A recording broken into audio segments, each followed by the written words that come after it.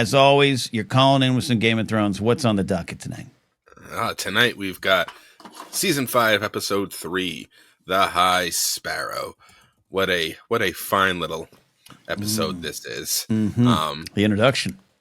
Right? It introduces the man I hate the most in this series, the High Sparrow. Oh, Okay. God.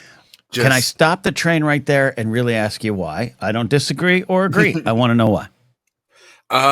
Multiple of reasons for his villainy, and then also my personal disdain and trauma of religion in general.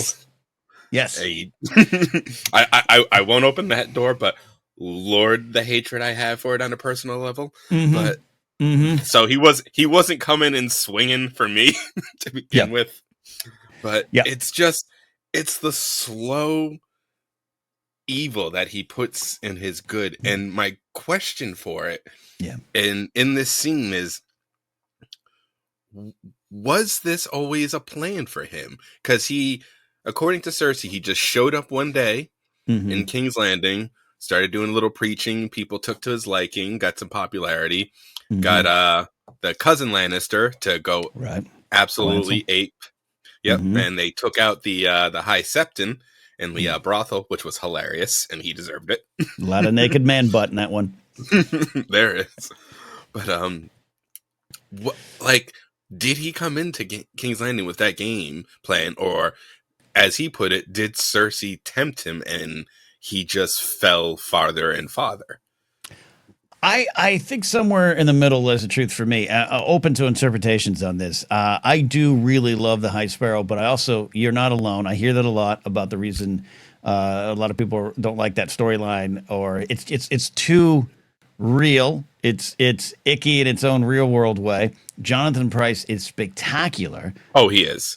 Yeah, and I know you think that as well, but he's spectacular, and it's one of those cases where, you got Joffrey, you got, all these characters, Ramsay, where, you start to really look at the actors in that role. Jonathan Pryce I think it's such a slow burn that you not necessarily see coming in a bad way, but you're just like, what he's doing. So that goes to your question of did the High Sparrow show up? Did the little birds start popping up as they did? Did he take off his shoes? Did he put on this whole thing to get the power that he did? I don't know how. My interpretation, I don't know how planned out it was, but I just think he is someone who wanted power, who saw an opening for power, who saw with Tywin gone, he knew he had a crack in the both Lannister and King's Landing wall to climb through. He doesn't necessarily know Cersei. I don't think, it's like the old Luke Skywalker going into Jabba's palace, and how much of the mistakes were fortuitous or how much of the things were planned. I just think he knew he was going to draw the attention and had a window. And anytime, book or show, if the High Sparrow is going to be like, Cersei tempted me, I just don't believe that for a second. But as the opportunities grew and the chances grew and the power grew, and she makes the decision to, allow, kind of reinstall the whole faith militant thing. And he's just surfing this. He's a surfer. He's a powerful social surfer that meets his glorious end. But that's my thought. Your thoughts on what does he do once he hits town? What's in his mind? I'm kind of in the similar vein. I lean a little towards more that he didn't really come in with a plan, but if you watch the scene carefully at the end, when she lays the line on him, how she threw the sept in the prison wall in the prison, and then looks at him and says, "We must protect each other as we are the pillars of the world." There's a little pause, and then a little gleam in his eye and a small smile.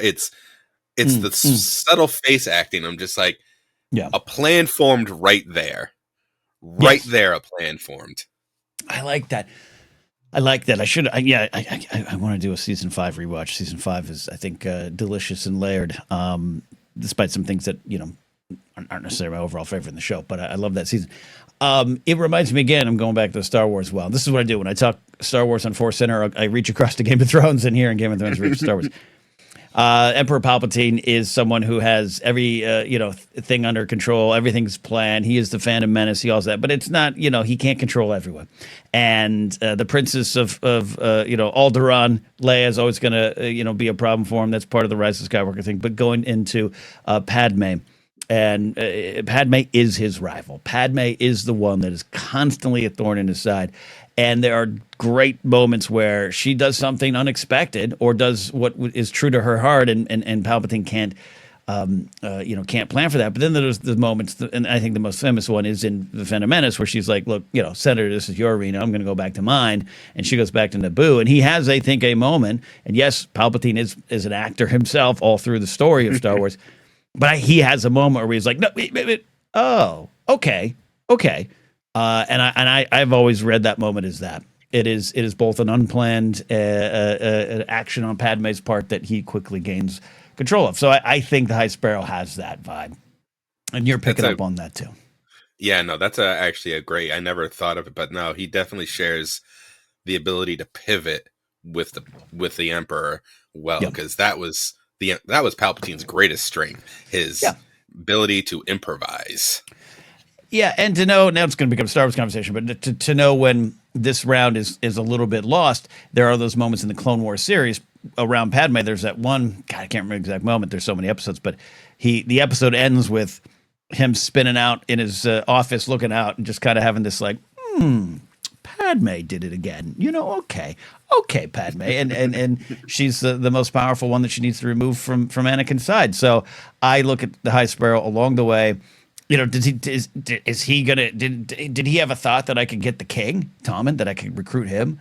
No, and then Marjorie's playing a long game too, or playing a game, whether or not it's long or short, just a game of survival. She tried. I think in those moments, we as an audience believe, most likely, and the way Natalie Dormer plays it in my mind is she's play acting along. She's let me play the game. She gets the message from her grandmother in her hand. She knows something's amiss and something's afoot. So she's playing along. And does the High Sparrow accept that? I've always thought he kind of figured she was playing too. But then in the end, the power, unlimited power that he thought he was building goes to his head, and that is why he died. That's why they all died. There's a chance of survival for some of them if he listens right away, but he's so believing his own plan at that moment that Cersei gets to take the wine sip of vengeance. And it is the best wine sip in the whole bloody show. It truly is. It's one of my favorite moments in the show, and why the show remains a favorite of mine and for so many of. In that moment, she's a mass murderer. And Natalie Dormer as Marjorie Tyrell is one of my favorite performances in the show. And I was, and I know the actor, she later on say, like, I kind of had been asking out of the show for a year or so. I forget the exact quote, which is also another thing when you talk about book to show.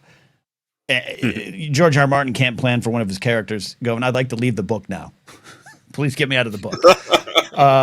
But Natalie Dormer had said, I think it was time. And so they have her hold on to that, and it was, I was just so angry because she's gone. But then, goddamn Cersei, a win for Cersei. Right. You always kind of root for her. You do, in a weird, strange, effed up way that Game of Thrones makes you want to root for her, because life really did her wrong. It did. Father, family, society, the world, Robert. Yeah. And she couldn't fill that hole, and wanted the kingdom to fill the hole in her heart, and instead the kingdom crushed her, literally. Oh, God. Her. But anyways, that's my thoughts on the High Sparrow. Yep, and oh God, we're gonna have to put up with him for a while too. Yes. But next week we got, with episode 4 titled "The Sons of the Harpy," we got our boys, the dynamic duo of Jaime and Bronn in the Dornlands.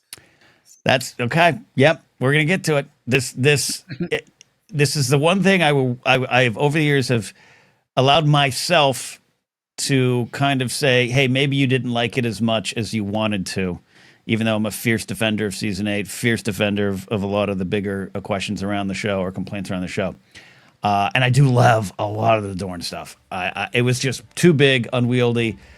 too late in the show's run to suddenly introduce the Dornish plot, and some of the producers have come around on saying that as well. So, They just we'll be there. My quick thing on that was they just didn't commit to it enough. It's like Yes, it was later on in the show, but if you just would have I agree. gave it the time to breathe. But we'll talk I about agree. that next week.